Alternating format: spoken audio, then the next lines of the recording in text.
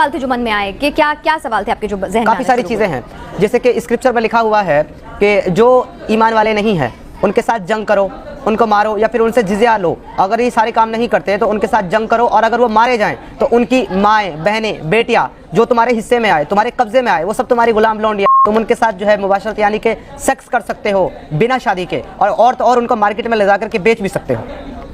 تو یہ تمام چیزیں آپ نے پوچھی۔ مجھے لگا کہ ایک ایسا خدا جس نے ساری دنیا کو بنایا ہے اور جو ساری دنیا کا خالق ہے، وہ کیوں اپنی ایک خاص بندوں کو یہ حکم کرے گا کہ تم میرے دوسرے بندوں کے ساتھ جنگ کرو اور ان کی ماں، بہن، بیٹیوں کے ساتھ تم ایسا کرو؟ سب لکھا ہوا ہے آپ کہہ رہے ہیں۔ ایگزیکٹلی، میں حوالہ دے رہا ہوں، سورہ المومنون سورہ نمبر 23 آیا نمبر 5 اور 6 کے اندر کلیئرلی مینشن ہے کہ خود قرآن اور خود اسکرپچر اس کو الاؤ کر رہا ہے کہ آپ دوسرے کی ماں، بہن، بیٹیوں کو بندک بنا کر ان کو سیکس سلیو بنا سکتے ہو اور ان کے ساتھ بنا شادی، بنا نکاح کے آپ مباشرت کر سکتے ہو۔ اور اس میں کچھ لونڈیوں کے ساتھ جنسی تعلقات کی اجازت کیوں دی گئی، جبکہ اسلام خود سیکس ڈسپلن کا پرچار کرتا ہے، اور لونڈیوں کی خرید و فروخت کیا ہیومن رائٹس کی وائلیشن نہیں ہے؟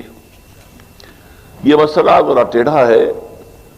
ایک تو یہ کہ لونڈیوں کے تصور کو صاف کر لیجئے کہ اسلام میں صرف وہ لونڈی جائز ہے جو خالص اسلامی جہاد کے نتیجے میں پرزنرز آف وار کی حیثیت سے آپ کے پاس آئے۔ یہ نہیں ہے کہ کسی آزاد لڑکی کو، عورت کو پکڑا اور اسے زبردستی جو ہے وہ کہیں بیچ دیا اور وہ غلام ہو گئی، یا جیسے کہ امریکنوں نے کیا تھا کہ ہزاروں ویسٹ افریقن کنٹریز سے یہ حبشیوں کو پکڑا اور ان کو لے جا کے وہاں پر جو ہے منڈیوں میں بیچ دیا۔ یہ نہیں، یہ جائز، حرام، بالکل حرام۔ البتہ ایسی اگر شکل ہے کہ جنگ ہو رہی ہے آپ کے اور کفار کے مابین، اب اس میں جو پی او ڈبلیوز آ گئے ہیں، دو راستے ہیں، یا تو کنسنٹریشن کیمپس میں رکھیں گے انہیں، وہ آپ کی معیشت پر بہت بڑا بوجھ ہو جائے گا، اور پھر ان کی زندگی بھی اب نارمل ہوگی۔ وہاں نہ مرد کے لیے کوئی امکان ہے کہ کوئی اس کی جو ہے طبیعت کے اور جنسی تقاضے پورے ہو سکے، نہ عورت کے لیے امکان ہے۔ اس کے لیے اسلام نے تجویز کیا کہ انہیں معاشرے میں تقسیم کر دیا جائے، ڈسپرس کر دیا جائے۔ معاشرے میں جائیں گے، وہ کسی کا غلام بن گیا ہے، کسی کی لونڈی بن گئی ہے۔ اب ان کو حکم دیا گیا جو خود کھاتے ہو وہ انہیں کھلاؤ، جو خود پہنتے ہو وہ انہیں پہناؤ، اور ان سے اگر کوئی سخت کام لینا ہو تو اس میں خود بھی شریک ہو جاؤ۔ انہیں یہ احساس نہ ہو کہ چونکہ ہم غلام ہیں تو ساری سختی ہم پر ہی ہے۔ اور ان کے لیے بھی پھر یہ کہ نیکی کے کاموں کے اندر یہ ہے کہ ان کو آزاد کر دینا، یہ بڑی نیکی کا کام ہے۔ کوئی مرد کہتا ہے صاحب میں اتنے 1000 روپے آپ کو دے دوں گا محنت کر کے، کمائی کر کے، آپ مجھے آزاد کر دیں، اسے مکاتبت کہتے ہیں۔ یہ معاہدہ ہو سکتا ہے اور آپ کو اس کا معاہدہ قبول کرنا ہوگا۔ پھر وہ لونڈیاں جو ہے وہ پھر ان مالکوں کے تصرف میں آتی ہیں، وہ منکوحہ بیویاں نہیں ہیں، وہ دو کیٹیگریز علیحدہ ہیں جو ہم نے پڑھ لیا ہے سورہ معارج میں بھی اور سورہ مومنون میں بھی۔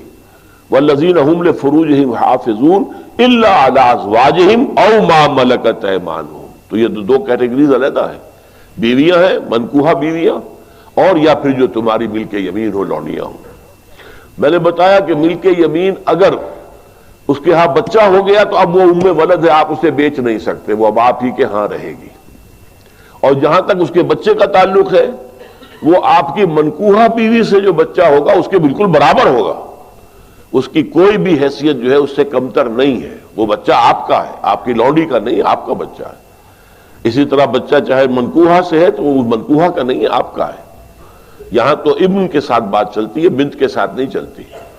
کس کا باپ کے حوالے سے بات چلتی ہے بات۔ تو اس اعتبار سے حل کیا گیا اس مسئلے کو ایک خاص انداز میں، اور اس انسٹیٹیوشن کو ختم نہیں کیا گیا۔ قرآن مجید میں جیسے تدریجاً شراب حرام کر دی گئی، تدریجاً سود حرام کیا گیا، اسے بھی حرام کیا جا سکتا تھا بالآخر، لیکن نہیں کیا گیا۔